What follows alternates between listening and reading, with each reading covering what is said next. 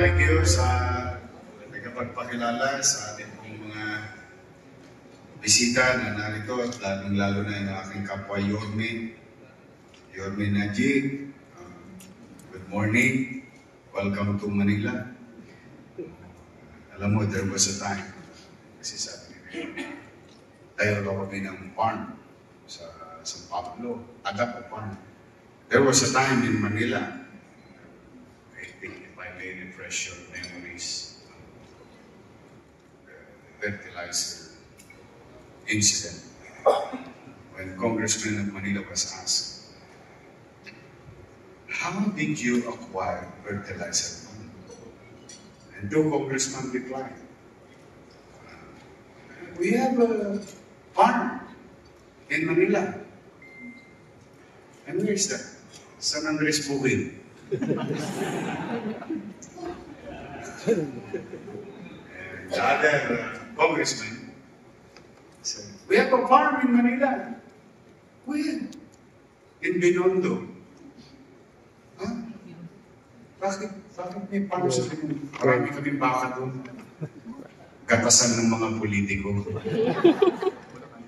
There was a running joke in Manila when that fertilizers happen in our country. But I'm happy that Mayor San Pablo is offering a possible Agapo Farm concept, which is baka naman natin si Attorney Romeo Maggie Senior, our BIR Commissioner. And I would like to remind you there are only two certain things in this world that is guaranteed: death and taxes. So I'm happy that Attorney Maggie is really doing his best for the country. I've been hearing a lot of things, good things, that processes are being put into right order properly, which is good for everyone.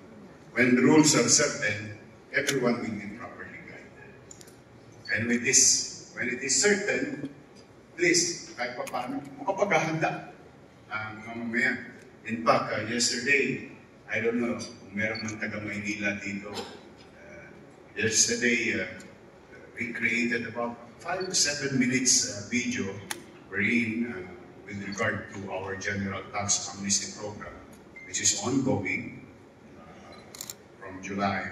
This is local taxes, July 1 up to December 10. Because I think our BIR Commissioner is in the same node, or the same line, to give breathing room for our taxpayers.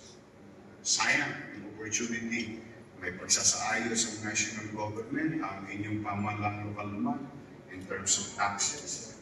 May pagsisinog at pagpapalaga sa hirap na dinaranas ng mga nagbabayad ng buwis. Kaya kami nagkaroon ng general tax amnesty. And at the same manner, hinihikayat namin makadiskwento ang mga nagbabayad ng buwis ng maagang pagbayad. Sa Manila, I don't know with other cities, but if you pay now, you'll get 20% discount. Everyone will be senior citizen.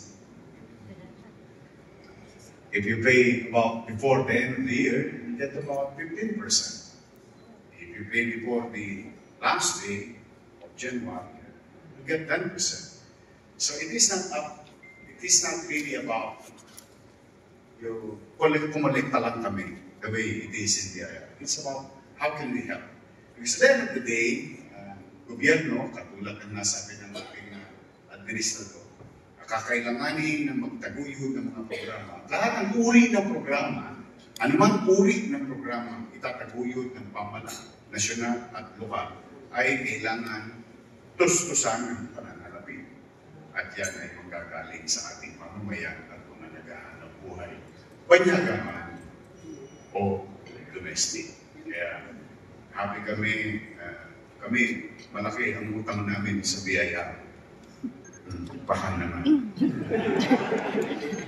But those are the things that we need to really do as part of our obligation. education.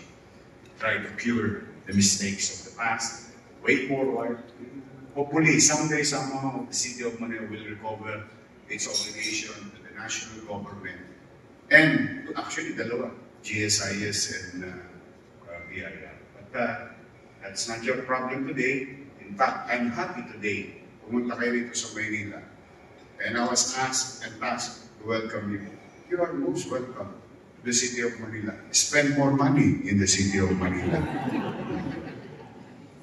Attorney Larry N. Barcelo, BIR Vice Deputy Commissioner. ASEC Ben Alvarez, DA.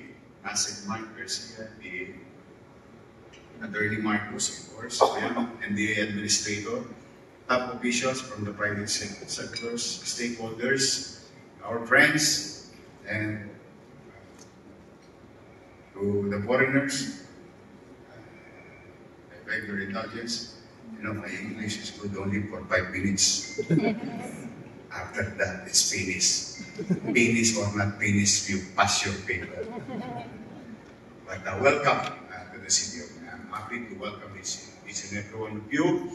And speaking of paggagatas, I was amazed when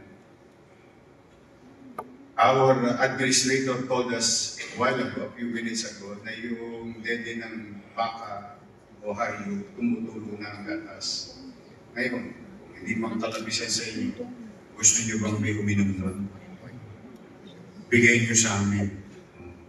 Dahil ipapainom ko yun sa umigit kumulang 100,000 bata sa lungsod ng Manila.